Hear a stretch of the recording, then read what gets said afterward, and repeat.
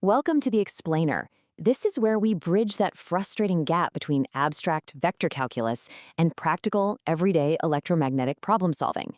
If you've ever felt completely buried under a mountain of complex formulas, well, you are in exactly the right place. So let's start by acknowledging a massive, shared pain point in engineering. Tell me, are you still calculating work in electric fields using those tedious vector line integrals? You know exactly the ones I'm talking about, right? Those path-dependent integrals just packed with dot products, where a single tiny missed negative sign completely destroys your final answer. It's frustrating, it takes forever, and frankly, it is incredibly prone to errors. But here is our promise for today. By the end of this explainer, you are going to know exactly how to bypass that ugly line integral entirely. Yep, we're going to solve for work using a simple, straightforward scalar potential difference. Section 1, the core concept and visual analogy. Okay, let's dive into this by looking at a truly fundamental relationship in electromagnetics.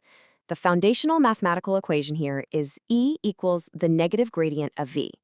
In simple terms, the electric field vector is the negative gradient of the electric potential scalar. But, what does that actually mean in the physical world? To really lock this in for long-term retention, I want you to use this never-forget visual analogy. Picture a rugged mountain terrain. The altitude at any given point on that mountain, that is our scalar potential, V. It's the voltage. The electric field E is the gradient. It essentially tells you the direction and the steepness of the slope at your feet. And that negative sign in the equation, it simply means the electric field always points naturally downhill, going from higher potential to lower potential. Altitude is just a single number, right? But the slope, well, that has both a steepness and a direction. Section 2, the math and the rules. Now, while that mountain analogy is great for building intuition, as engineers, we actually have to calculate the exact slope in three-dimensional space. And in spherical coordinates, taking the gradient isn't as simple as just taking a basic derivative. You really have to account for the geometry. Step 1 is the radial component. That's just the partial derivative of v with respect to r.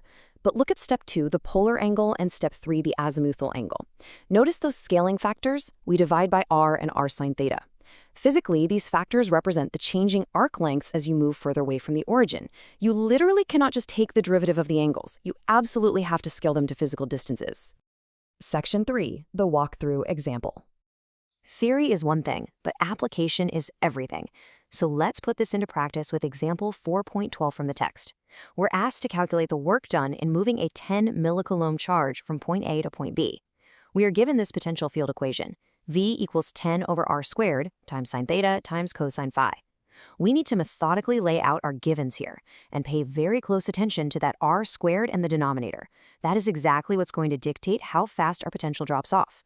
Our charge Q is 10 millicoulombs, point A starts at radius 1, and point B ends up way out at radius 4. First up, we need to find our starting altitude. We just plug the spherical coordinates for point A directly into our voltage equation. The radius is 1, theta is 30 degrees, phi is 120 degrees. When you crunch the math, so that's 10 divided by 1 squared times the sine of 30 times the cosine of 120, you get a starting scalar potential, VA, of negative 2.5 volts. That right there is our initial potential state. Now, what's really interesting about this slide is how effortlessly we can determine our final destination state. We do the exact same thing for point B. Radius is 4, theta is 90 degrees, phi is 60 degrees. So 10 over 16 times sine of 90 times cosine of 60. This simplifies beautifully down to 5/16ths of a volt, or exactly 0.3125 volts. And here is where the magic happens, guys. We need to find the work. Because we know the voltage at both of these points, we do not need to integrate the electric field along the path. Work is simply the charge, Q, multiplied by the difference in these two scalar potentials, VB minus VA. We are literally just looking at the overall change in altitude on our mountain. So we just punch in our numbers. 10 millicoulombs multiplied by the quantity 0.3125 minus negative 2.5. The negatives cancel out to become a positive. We add them up, multiply by 10, and boom, we get a final calculated result of 28.125 millijoules. Look at that. We completely avoided an ugly, complex vector integration and arrived at the exact correct answer using nothing but simple algebra and scalar states. Section 4. The gotcha and common pitfall. But before we celebrate too much, we really need to talk about the edge case that consistently trips up engineering students on exams. And this brilliantly illustrates a vital concept in electromagnetics. The textbook explicitly calls method 2 much easier. Why? Because voltage is a state function. The electrostatic field is a conservative field. This means the actual path you take from point A to point B, whether it's a perfectly straight line, a jagged zigzag, or some wild spiral, literally does not matter. The work done is entirely path independent. Students will often waste 20 minutes trying to parameterize a straight line path or a line integral when they could literally just subtract the two scalar endpoints in 2 minutes flat. If you know V, always use method 2. Section 5. Summary and final takeaways. Let's lock this in for your long-term memory. So the crucial point is really threefold. Number 1, E equals negative gradient V maps the directional vector slope to a simple single-number scalar altitude.